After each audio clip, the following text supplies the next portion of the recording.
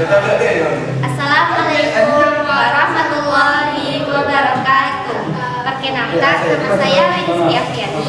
Saya Afriani. Untuk kegiatan belajar pengambilan cabang bergerak, Maka dari itu kami akan membuat tutorial brownies kukus coklat.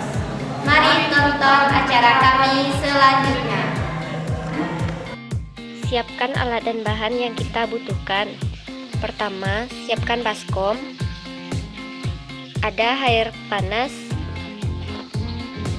ada gula, tepung, 2 saset coklatos dan 1 saset indomil, 2 butir telur, soda kue, dan ada garam. Pertama, kita siapkan air hangat atau air panas. Saya akan nyalakan kompornya. Setelah itu, kita cairkan indomil menggunakan air panas.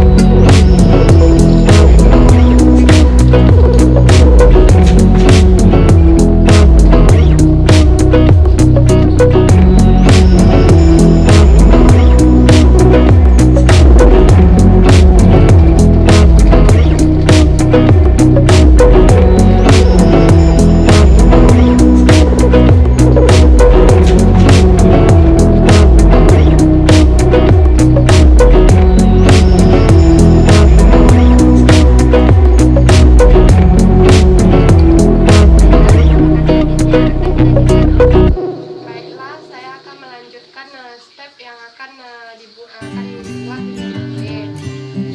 Selanjutnya kita aduk dengan sendok sampai rata.